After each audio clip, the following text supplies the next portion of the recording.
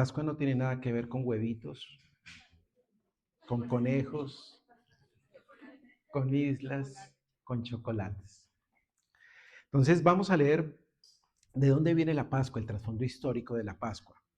Dice así, en el libro de Éxodo, en el capítulo 12, dice, voy a leer varias porciones, no todo, porque es extenso, pero quiero que entiendan lo siguiente. Dice, habló Jehová a Moisés y a Aarón en la tierra de Egipto, diciendo, este mes os será principio de los meses. Para vosotros será este el primero de los meses del año. Hablad a toda la congregación de Israel, diciendo, en el 10º de este mes, tómese cada uno un cordero, según las familias de los padres, un cordero por familia. El animal será sin defecto. Macho de un año lo tomaréis de las ovejas o de las cabras y lo inmolará. Todos conocen inmolar. Toda la congregación del pueblo de Israel entre las 2 tardes. Eso lo hacían en el día 14. Tomarán de la sangre y la pondrán en los 2 postes de la entrada de la casa y en el dintel para que no se caiga la parte de la puerta, de las casas en que lo han de comer, y aquella noche comerán la carne asada al fuego y panes sin levadura, con hierbas amargas lo comerán. Y en todo esto hay una cantidad de símbolos. Retengan esto del principio de los meses, que el animal debería ser sin defecto y que iban a comer hierbas amargas. Lo comeréis así, ceñidos vuestros lomos, o sea, es decir, ya listos, vestidos, vuestro calzado en vuestros pies, vuestro bordón en vuestra mano, y lo comeréis apresuradamente. Es la Pascua de Jehová. Pues yo pasaré aquella noche por la tierra de Egipto y heriré a todo primogénito en la tierra de Egipto, así de los hombres como de las bestias. Y dice, y ejecutaré mis juicios. O sea, ahí va a haber también juicios en todos los dioses de Egipto. Yo, Jehová.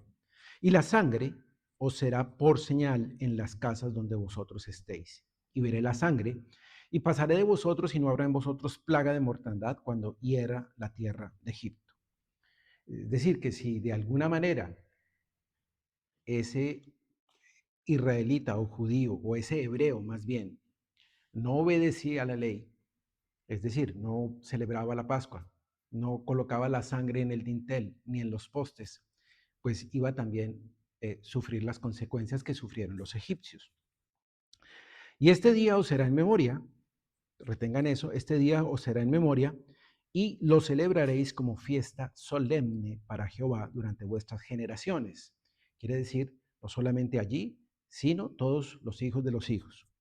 Por estatuto perpetuo lo celebraréis y guardaréis la fiesta de los panes sin levadura, porque en este mismo día saqué vuestras huestes de la tierra de Egipto.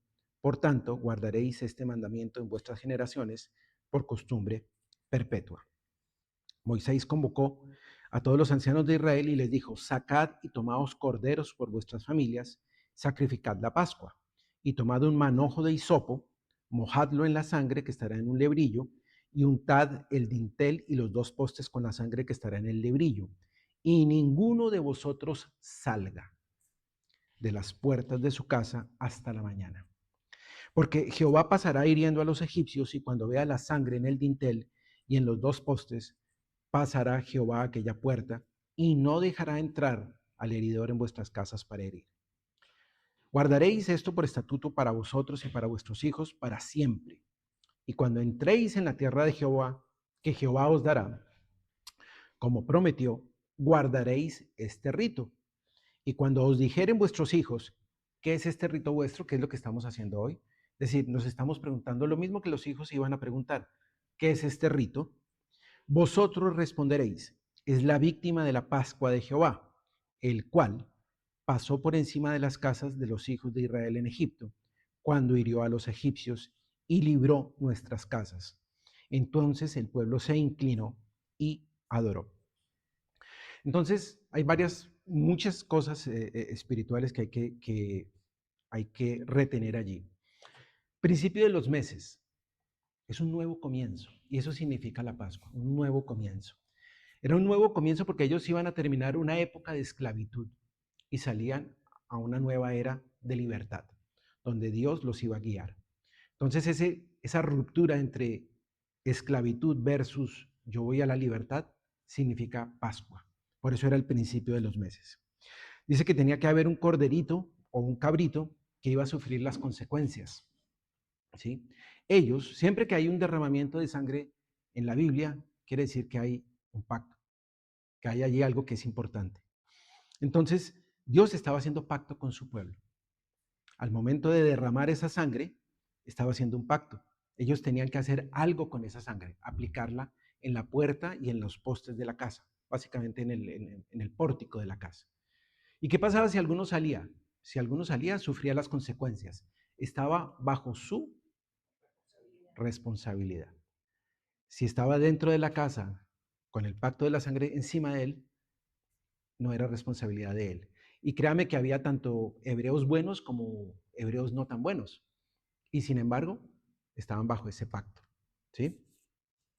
Dice que los guardarían como un rito, como un estatuto perpetuo, dice. ¿Por qué? Porque ellos necesitaban acordarse cada año de dónde los sacó Dios, de un tiempo de esclavitud a un tiempo de libertad. Y eso es lo que ellos tenían que acordarse cada vez. Entonces, no fue que, bueno, también allí otra cosa que hay que recordar es el juicio. Dice que allí estaría haciendo Dios juicio, Jehová haciendo juicio sobre todos los dioses egipcios. ¿Sí? Estaba haciendo juicio y a raíz de esto, pues murieron todos los primogénitos de los egipcios, tanto de hombres como de bestias. Y bueno, ellos empezaron a celebrar esa Pascua todos los años, todos los años. Jesús, cuando llega a Jerusalén hace 8 días, ¿sí? En el día de Domingo de Ramos, que lo conocemos, estaba yendo o se dirigía hacia Jerusalén para celebrar la Pascua. No fue que coincidencia, lo cogieron y lo mataron el día de Pascua, no. Él se dirigía a Jerusalén para celebrar la Pascua. Y cuando estaba allí en el aposento alto, él no estaba celebrando exactamente la Pascua, él estaba celebrando los preparativos de la Pascua. Y les explico por qué él no estaba celebrando la Pascua. Por la razón es que él es la Pascua. Si ustedes se dan cuenta, ellos estaban celebrando una cena con los, digamos, los líderes, Jesús estaba celebrando con sus 12, porque es una costumbre que ellos celebran, los hombres, y después los hombres van y celebran en sus casas con sus familias. El día que los hombres entran en sus casas y celebran con sus familias y comen el cordero y todo esto, ese es el día de Pascua. Todo lo anterior son preparativos para la Pascua. Y ellos estaban Jesús estaba con sus 12 precisamente en eso que se conoce como la última cena, celebrando esos preparativos. Jesús levanta precisamente una copa, levanta el vino. ¿Tú lo quieres repartir, Marcela? Precisamente porque él iba a hacer la Pascua. Él iba a ser ese cordero proveído por Dios, ese cordero perfecto, ese cordero, cuando dice allí sin defecto, en Jesús, es ese cordero que no tenía pecado y que iba a pagar precisamente el precio por el pecado. Eso era lo que estaba haciendo allí Jesús en ese momento. Entonces,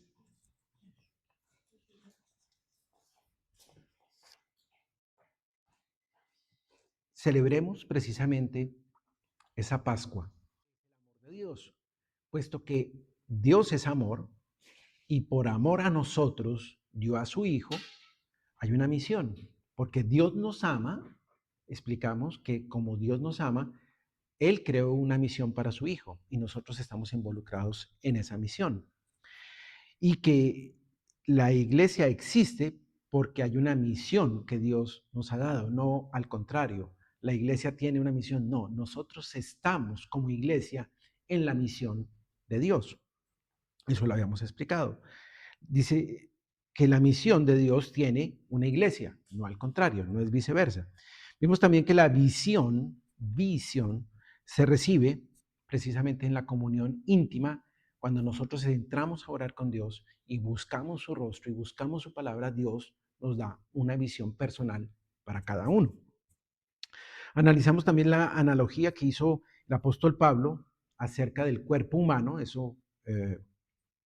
del cuerpo humano y la iglesia. Y veíamos que los miembros del cuerpo no se podían autoexcluir, ni podían menospreciarse, ni podían de la misma manera excluir a otros miembros del cuerpo. Y que, por lo tanto, todos contamos, todos somos importantes, aunque algunos piensen que no, no, todos cuentan, todos somos importantes. Eso lo habíamos visto allí también. Y adicionalmente habíamos visto cosas que no debíamos ignorar. ¿Se acuerdan qué era lo que no debíamos ignorar?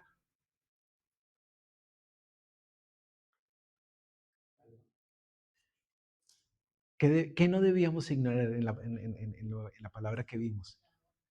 No. Pablo decía, y no quiero que ignoréis los dones espirituales. Sí, acuérdense que no, él quería que no ignoráramos los dones espirituales. Y si él no quería que lo ignoráramos era porque era importante que nos acordáramos de qué se trata. Ya lo estábamos ignorando, pero no. Había cosas que no podíamos ignorar, los dones. Y, y había cosas también que debíamos procurar. Es decir, procurar es ir y buscar, que había cosas que teníamos que ir y buscar.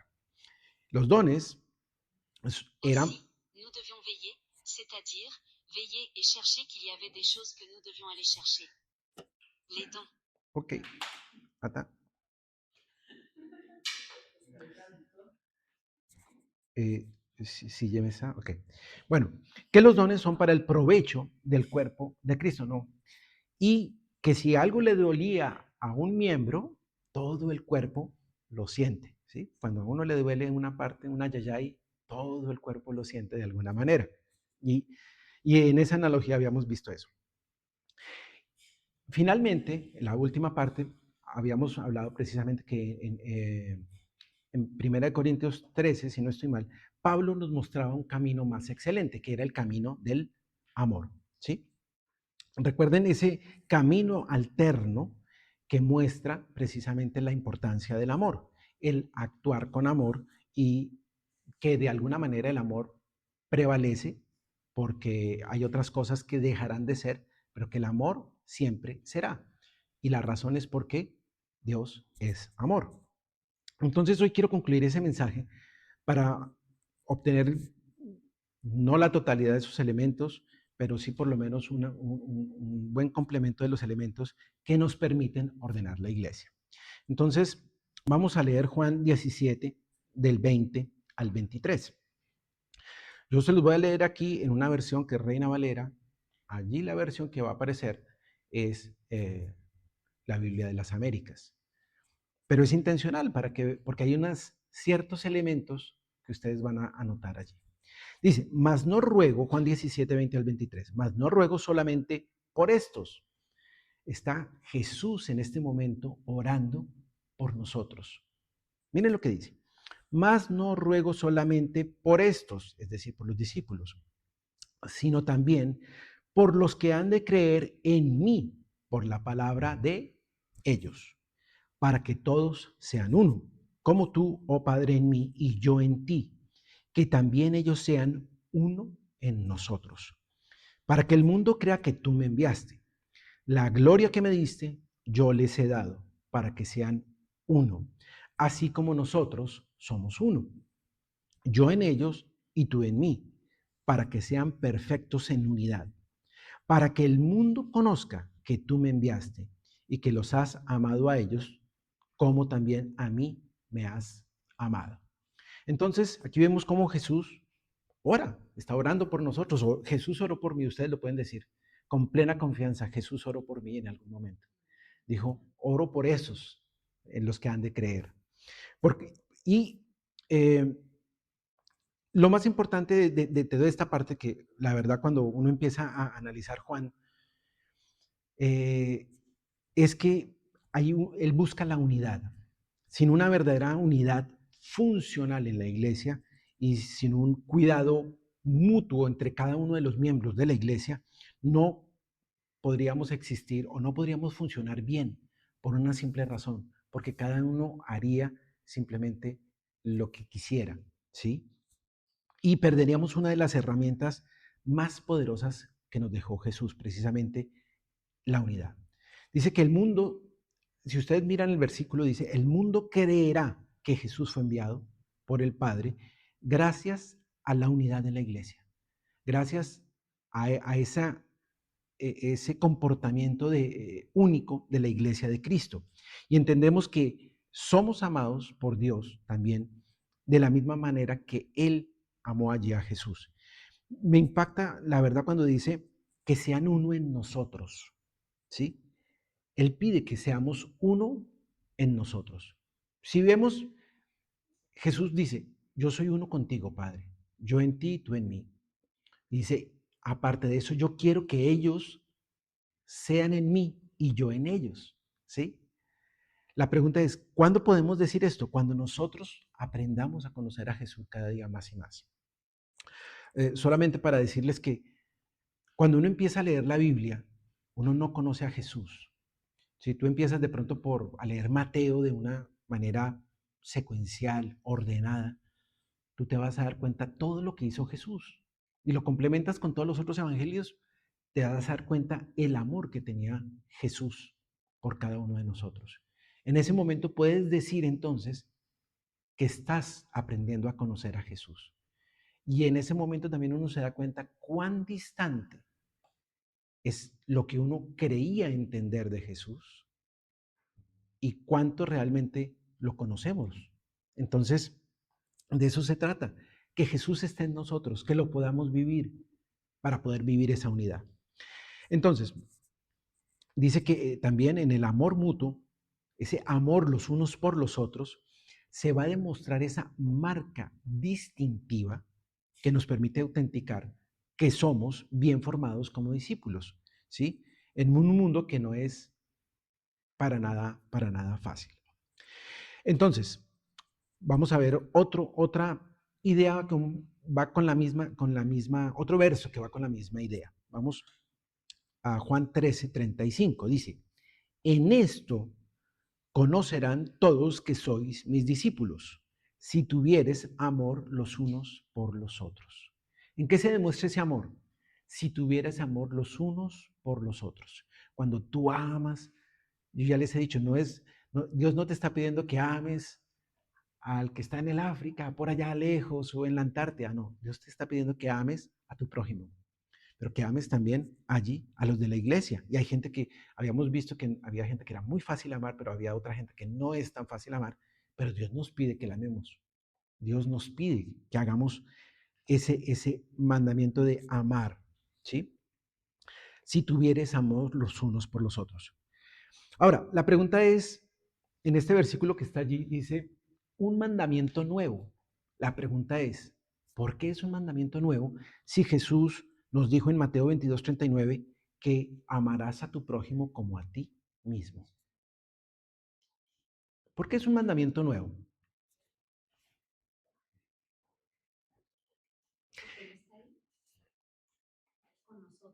Porque Él está ahí con nosotros. Miren,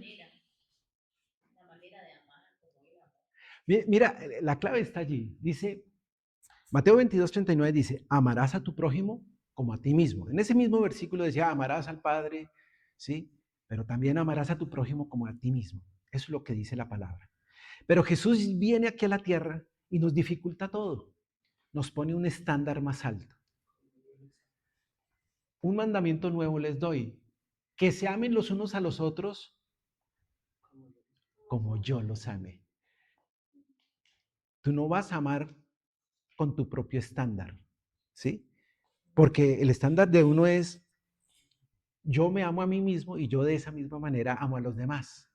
Pero Jesús nos está pidiendo un estándar nuevo, por eso es un mandamiento nuevo. Ama a los demás como yo te he amado a ti. Wow, a mí me eriza eso. Eso es, eso es, eso es, wow. ama a los demás como Jesús te está amando a ti. Eso no es fácil. Si ya teníamos complicación con amarás a tu prójimo como a ti mismo, Jesús nos quiere complicar la vida, no. Él quiere que realmente nuestro amor sea sin fingimiento, que ese nuevo mandamiento que Él nos da, lo pongamos en práctica. Pero es imposible que yo pueda amar al otro si yo no conozco a Jesús. Yo no puedo colocar ese estándar en mi vida si no conozco a Jesús. Entonces tengo que esforzarme por conocer a Jesús. Entonces ese es el testimonio de la unidad y del amor en aplicación, uno de esos elementos, una de esas herramientas que nos da Dios para poder construir la iglesia. Amén. Entonces, siguiente, ¿cómo ejecutamos esa misión? Vamos a ver. En Romanos 12, del 1 al 2, vamos a leer lo siguiente. Así que, hermanos, os ruego por las misericordias de Dios que presentéis vuestros cuerpos en sacrificio vivo, santo, agradable a Dios, que es vuestro culto racional. No os conforméis a este siglo, sino transformaos por medio de la renovación de vuestro entendimiento, para que comprobéis cuál sea la buena voluntad de Dios, agradable y perfecta. Entonces, aquí Pablo nos habla de toda la carta de Romanos. Ese por tanto, ese así que está allí, ese por tanto, esa primera frase, no es en vano. Pablo acaba de dar 12 capítulos, 11 capítulos completos acerca de un evangelio, del porqué del evangelio, del sacrificio de la cruz, de una cantidad de cosas espirituales, de una doctrina espectacular. Y comienza este capítulo 12 diciendo, así que te ruego por las misericordias de Dios que presentes tu cuerpo como un sacrificio vivo. Eso dice, tenemos que presentarnos nosotros como de esa misma manera que Jesús se ofreció como sacrificio. La diferencia es que nosotros tenemos que ser ese sacrificio vivo, ¿sí? No necesitas derramar sangre, ¿sí? Te tienes que presentar como un sacrificio vivo, santo, agradable a Dios. Dice que es vuestro culto racional para que seamos conscientes de lo que estamos haciendo. Entonces, dice, Pablo habló de salvación, de pecado, de el evangelio, de cómo el pecado tomó control, digamos, sobre el mundo, pero que hay una salida, ¿sí? De todos los problemas que tiene el hombre, pero también de la respuesta del evangelio, de todo lo que hizo Jesús como respuesta a ese pecado. Entonces, la manera como nosotros podemos llegar a operar ese culto racional está allí. Dice, transformaos, no te conformes a este siglo, no te conformes a el comportamiento del mundo que está allá afuera. No hagas lo mismo que hace todo el mundo. No os conforméis a este siglo, sino transformaos. Cambia. Ese transformados, yo ya lo había dicho, es un metamorfosese. ¿Por medio de qué? De cambiar tu pensamiento, por medio de la renovación de tu entendimiento. No de cualquier entendimiento, sino de qué? Del entendimiento de lo que hizo Jesús en la cruz, de lo que hizo Jesús por ti. ¿Ok? Entonces, la pregunta que yo les hago hoy es, ¿cómo no me conformo? ¿Cómo me transformo? ¿Qué debo pensar? ¿Sí? Y Pablo nos continúa explicando eso en la parte siguiente. Romanos 12, del 3 al 5 dice, digo pues, por la gracia que me es dada, a cada cual que está entre vosotros, que no tenga más alto concepto de sí que el que debe tener. Lo primero, no tener más alto concepto de sí que el que debe tener, sino que piense de sí con cordura, conforme a la medida de fe que Dios repartió a cada uno. Porque de la manera que un cuerpo tiene muchos miembros, pero no todos los miembros tienen la misma función, así nosotros, siendo muchos, somos un cuerpo en Cristo y todos miembros los unos de los otros. Entonces, Pablo nos dice que no debemos pensar como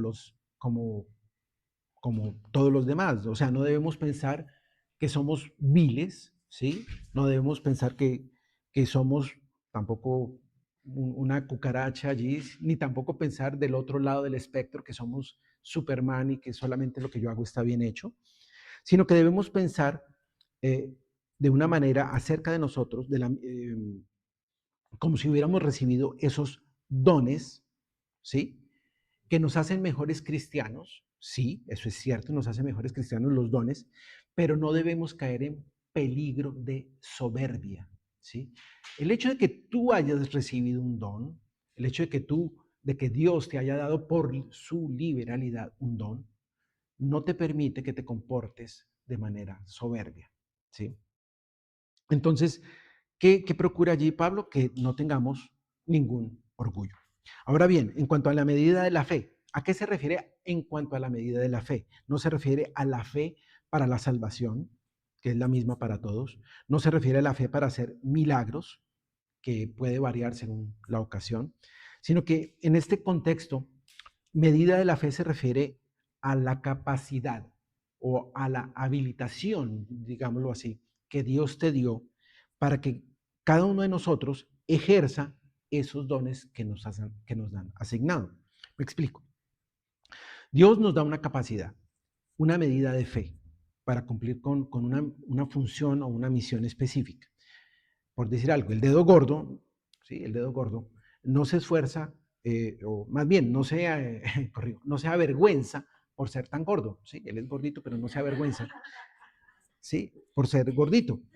Pero tampoco se siente inferior por no poder ver, porque él no es un ojo, él es simplemente el dedo. Sin embargo, él es muy importante, porque sin este dedito no podemos agarrar los útiles, ¿sí? No podemos agarrar muchas cosas. Solamente agarrar así nos deja sin fuerza. Ese dedo gordo es muy importante. De hecho, era así que en la antigüedad, cuando querían disminuir la capacidad del otro guerrero, simplemente le cortaban ese dedo. No tenían que cortarle la mano, solamente ese dedo. Y no podía agarrar ninguna espada. Entonces, el dedo gordito es importante, ¿sí?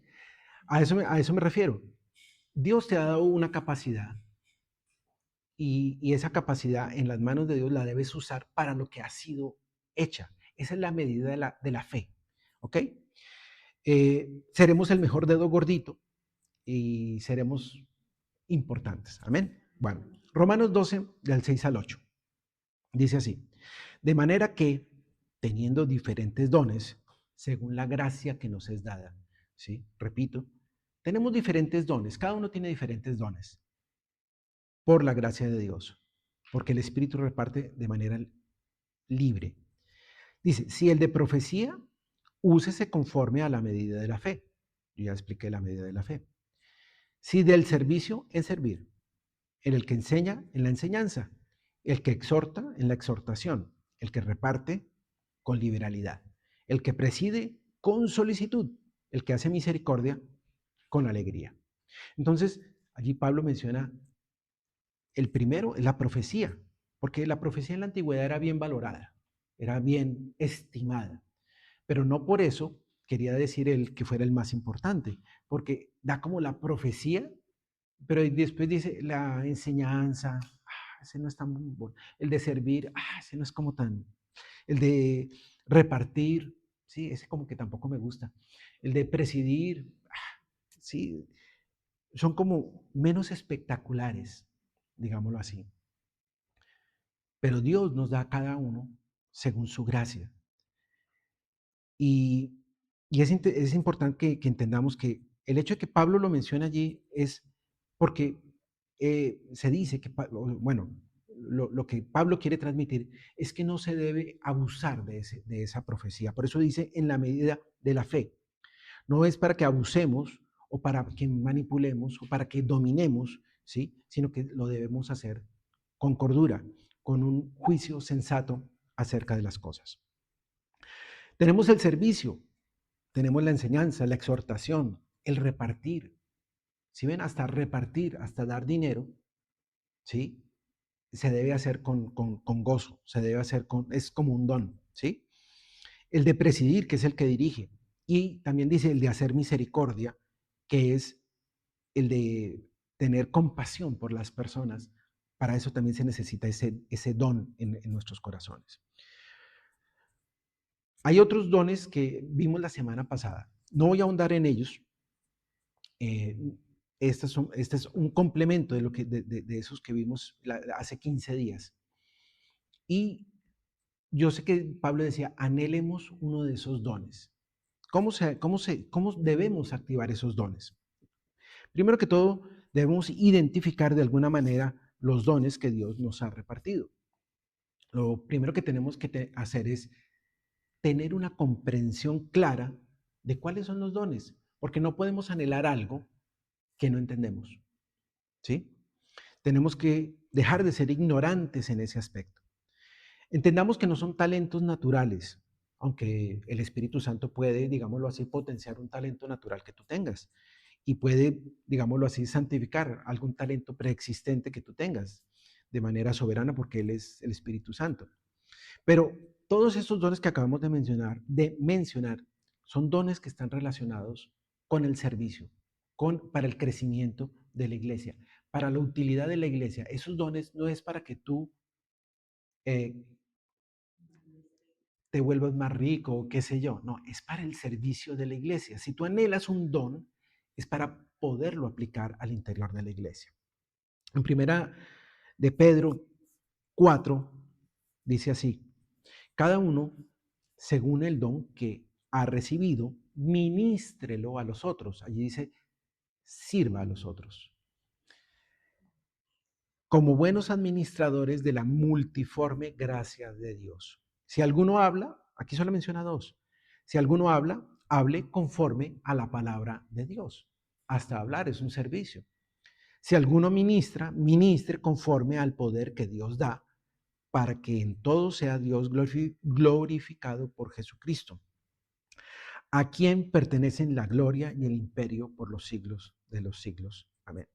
Entonces, iglesia, yo les digo, empecemos a leer un poco más allí en Primera de Pedro, Primera de Corintios 12, en Romanos 12, para mirar, porque yo estoy seguro, tengo esa plena convicción, que en tanto que miembros del cuerpo de Cristo, Dios nos ha proveído con dones. Dios nos ha dado algo en nosotros y Él lo ha repartido con liberalidad sobre cada uno de nosotros. Yo sé que usted es útil para algo, ¿sí? Lo que pasa es que todavía no lo sabemos, ¿sí? Entonces, ore con Dios, pídale su palabra, métase allí en ese lugar secreto, en ese lugar de oración y pídale a Dios que te dé algo para ayudar a construir ese cuerpo de Cristo. No, mm, un buen estudio bíblico te permite saber también qué dones podrías tú tener. Lo segundo es que, bueno, también hay buenos sitios cristianos donde tú puedes hacer un test de dones y podrías de pronto entender de qué se trata ese don, ¿sí? Lo tercero es que también podrías escuchar la palabra de otros que están aquí en la iglesia y que llevamos tiempo y que pueden de pronto descubrir un don que tú tienes, que tú no lo has descubierto, pero que lo tienes, ¿sí? Entonces, en primera de Tesalonicenses 5:11 dice que los creyentes se edifican unos con otros y hay que confiar en la palabra de los creyentes, de los buenos creyentes, para edificarse. En esa búsqueda de edificarse, ellos te pueden indicar también qué otros dones podrías tener. De esa manera, Dios quiere ordenar la iglesia, Dios quiere proveer a cada uno de nosotros con dones, con el servicio, con eh, cosas espirituales, no para que tú eh, te ensoberbezcas, sino para la gloria, para el conocimiento, para el crecimiento de la iglesia de Dios. Porque sin ello no podríamos hacer que cada uno de nosotros creciéramos como seres humanos. Amén. Entonces, hoy vamos a terminar orando precisamente por eso. Que nos acordemos de ese nuevo mandamiento, que lo entendamos que la barra está alta. Amén. Señor, hoy te doy gracias por cada uno de nosotros como miembros de esta iglesia, Señor. Yo te pido que seas tú hablando a los corazones, Señor. Tú has derramado de tu amor, Señor, sobre nosotros. Tú enviaste a tu Hijo, Señor, a la cruz, Señor, para morir por cada uno de nosotros, Señor. Hoy creemos en ese sacrificio de la cruz. Creemos en ese amor infinito que tú has mostrado para con nosotros, Señor. De esa misma manera, yo sé que Jesús también nos amó, Señor, y te doy gracias por ello. Te pido que reproduzcas ese carácter de Cristo, ese conocimiento de Jesús, Señor, en nuestros corazones, que coloques esa sed espiritual por conocer cada día más y más de Cristo, de anhelar esos dones espirituales, pero también de seguir por ese camino del amor, Señor. Aunque parezca pequeño esos dones que tú nos has dado, Señor, son para el crecimiento de esta iglesia. No importa cuán pequeño o cuán grande sea, Señor, sabemos que es para la utilidad de la iglesia, Señor, para que podamos crecer, Señor, para que podamos edificarnos unos a otros en tu palabra. Te doy gracias, Señor, porque tú también has dejado en tu palabra, Señor, para exhortarnos, Señor, para crecer en nuestros corazones y para poderte conocer cada día más y más. Bendice, Señor, a este pueblo tuyo, Señor. Bendícenos a cada uno de nosotros, a nuestras familias aquí representadas, Señor. En el nombre de Cristo Jesús, amén y amén. Bueno, iglesia.